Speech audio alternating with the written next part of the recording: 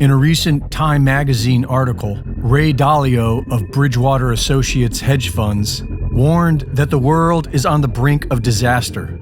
He came to this conclusion based on current events that haven't happened since the 1930s. The largest amounts of debt and inflation, the biggest gaps in wealth and values, resulting in the rise of populism on both the left and the right against the elites, and the greatest international conflict between world powers, most importantly, between the US and China. Peter Onge writes that the easy way out of this mess would be for the elite to proactively shrink in scope, get government out of the economy, out of social engineering, and out of propagandizing kids. But of course, this won't happen. Common sense and simple observation will tell you that the so-called elites will continue on their path towards economic destruction and world war, which is likely what the international bankers had planned all along. Let us not forget that the fast-growing BRICS monetary system was born in 2001 out of Goldman Sachs. In 1971, President Nixon officially ended the gold standard and replaced it with the petrodollar, in which OPEC agreed to price their oil in US dollars in exchange for US military protection. This blood money deal preserved US control over the world economy. But when the US weaponized the SWIFT payment system against Russia, BRICS became the only viable solution for the rest of the world. Reuters in New Delhi reported that last May, the State Bank of India rejected Indian Oil Corp's planned payment in US dollars for Russian oil.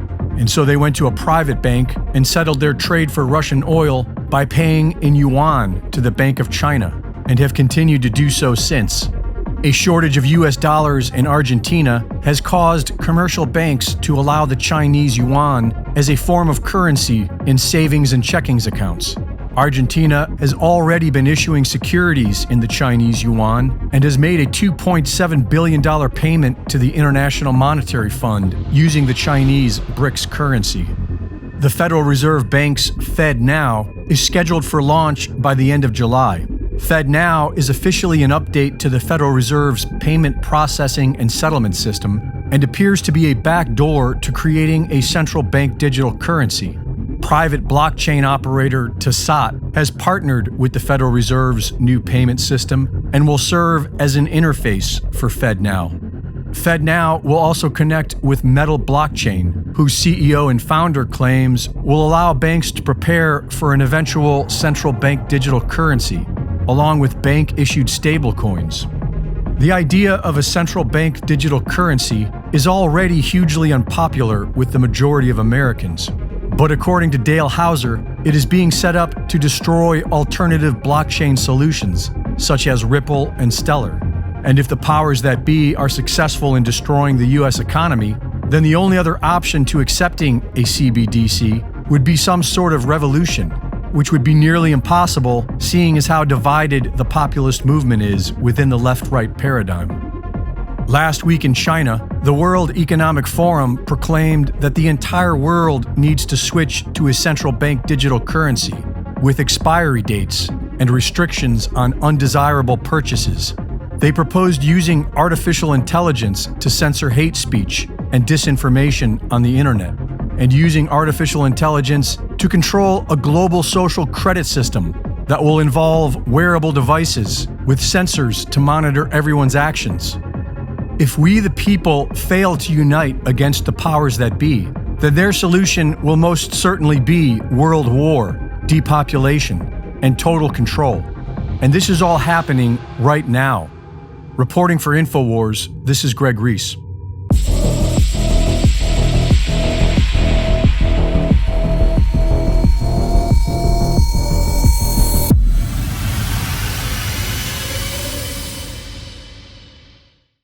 Thank you for watching the latest Greg Reese Report.